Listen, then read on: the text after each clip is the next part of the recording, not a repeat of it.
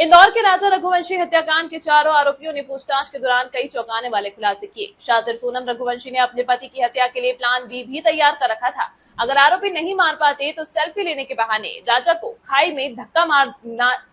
खाई में धक्का देकर मार देना चाहती थी सोनम। इधर राज कुशवाहा के मोबाइल से कई 10 के नोट के नंबर मिले हैं। अब माना जा रहा है कि वो हवाला कारोबार से भी जुड़ा हुआ था। वहीं राजा रघुवंशी हत्याकांड के आरोपियों ने अपना जुर्म कबूल कर लिया है। पूछताछ में आरोपियों ने पुलिस को बताया है कि उन्होंने ही राजा रघुवंशी का मर्डर किया, फिर हत्या करने के बाद उनकी बॉडी को शिलांग में खाई में फेंक दिया था। इंदौर क्राइम ब्रांच ने आरोपियों को कबूलनामे की पुष्टि की। आरोपियों ने 2 दिनों से पूछताछ चल रही है।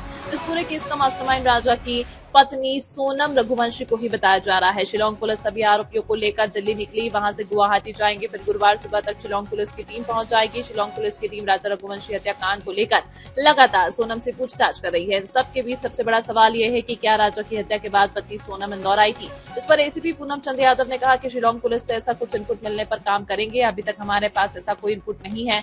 एसीपी पूनम चंद यादव का कहना है कि चारों आरोपियों ने अपना गुनाह कबूल कर लिया है। हत्या का मास्टरमाइंड राज कुशवाहा है।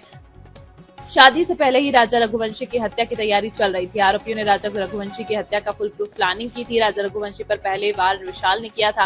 विशाल के घर से जो कपड़े जब्त हुए थे उसमें खून के धब्बे मिले हैं। अब ये ब्लड किसका है, ये फॉरेंसिक जांच से ही सामने आएगा। कुछ तकनीकी एविडेंस भी शिलांग पुलिस ने आरोपियों से हासिल किया। राजा हत्याकांड के चारों आरोपियों को लेकर मेघालय पुलिस इंदौर से रवाना हुई। सभी आरोपियों को फ्लाइट से ले जाया गया। सभी को इंदौर क्राइम ब्रांच थाने में रखा गया है।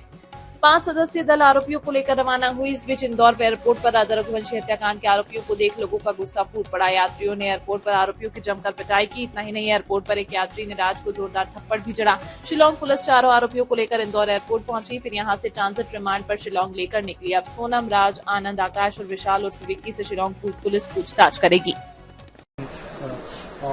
आपके जो भाई हैं उनको पुलिस जो है मेघालय लेकर गई है, वहाँ से लांगा पूछताछ करेंगे। तो अब आप लोग क्या सोच रहे हैं, क्या मांग कर रहे हैं, कि क्या चाह रहे हैं? क्या हमारे भाई को न्याय मिले। उसने ऐसा कुछ नहीं किया तो उसको न्याय मिले और उसको छोड़ दे। इतनी दूर लेके गए, हमने उसको देखा भी नहीं है। संडे के दिन से देखने के लिए गए थे तो उन लोगों ने मिलने भी नहीं दिया, देखने भी नहीं दिया। क्राइम ब्रांच गए थे हम और मम्मी गए थे, तो बोला कि दूर से दिखा दो हम लोगों को। तो उन लोगों ने बोला कि दिखा भी नहीं सकते आप लोगों को, नहीं दिखाएंगे, आप लोग जाओ। नहीं। आप कहाँ तक पढ़ी हैं? आपकी 12th हो गया है।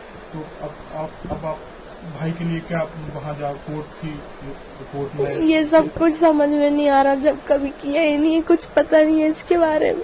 भाई साहब की आखिरी बात क्या हुई? संडे के दिन भैया आए थे तो बस ये बोला कि सुहानी मेरे कपड़े निकाल दे, मेरे को मंदिर जाना है, बस।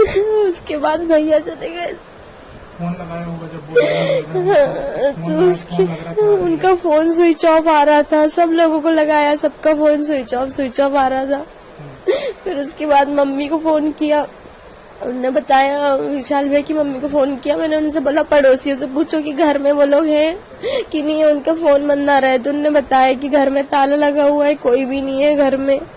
उसके बाद फिर मैं लगातार वो जो ऑफिस के भैया उनको फोन लगा रही थी कि भैया मेरे भैया नहीं मिल रहे हैं। वो बोल रहे थे मिल जाएगा। उसने कुछ नहीं किया। बाद में 3-4 बजे पता चला कि उसको पुलिस लेके गई।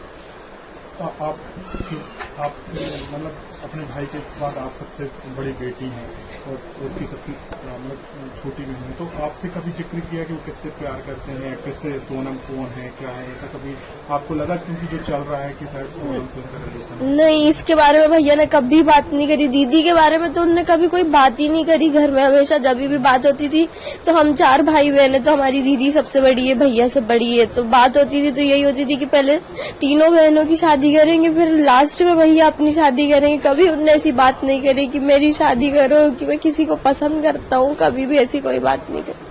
तो आपकी बड़ी बहन क्या करती है? मेरी बड़ी बहन इस बार उसका MA फाइनल हो गया, कॉलेज कंप्लीट हो गया है, वो आ रही है यहाँ पे। आप भी मतलब 12th पास करने आप भी कॉलेज में जा रही हैं? जाने वाली थी, पर अब तो मेरा भैया आ जाएगा तो हमारे लिए, हम यहाँ से चले जाएंगे। फिर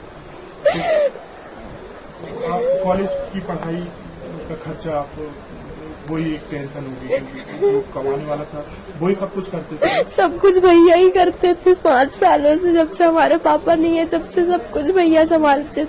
अच्छा, पापा भी जाने भाई? हाँ। भैया ने खुद की पढ़ाई नहीं भैया ने अपनी पढ़ाई बंद कर दी थी, बस वो 10th पास आउट हुए थे, उनका रिजल्ट भी नहीं आया था, तभी पापा के साथ ऐसा हो गया था। उसके बाद भैया ने कभी पढ़ाई नहीं करी, वो बस हमारे लिए ही करते थे। वो अपने बर्थडे पे कभी कपड़े नहीं खरीदते थे, बस अभी 2 बार उन्होंने अपने बर्थडे पे कपड़े लिए थे, मतलब कभी वो अपने बर्थडे में भी कुछ नहीं खरीदते थे, बस हमारे लिए ही करते थे 5 सालों से। इसलिए तो भरोसा नहीं हो रहा कि वो कभी ऐसा कर सकते। अब आप लोगों ने क्या सोचा, आप क्या करेंगे? मेघालय जाएंगे क्या आप वहाँ पर? हम मेघालय कैसे जाएंगे, इतनी दूर, हमको तो कुछ उसके बारे में पता भी नहीं है। अभी आप इसीलिए कल गए थे ताकि उसको एक बार तो देख पाए वहाँ ले जाने से पहले, लेकिन उन लोगों ने नहीं देखने दिया। बाकी जो और लोग हैं जैसे आकाश विक्की इनको आप जानते हैं? हाँ, विशाल भैया भी हमारे भाई है, वो भी हमारे भाई, उनकी मम्मी भी वहाँ पे पागल हो रही है, तड़प रही है उनसे देखने के लिए, लेकिन सब लोग उनको गलत बोल रहे। क्या मांग करोगे बेटा आप? कि वो लोग बेकसूर हो, जो उनको न्याय मिले, उन लोगों को छोड़ दिया जाए।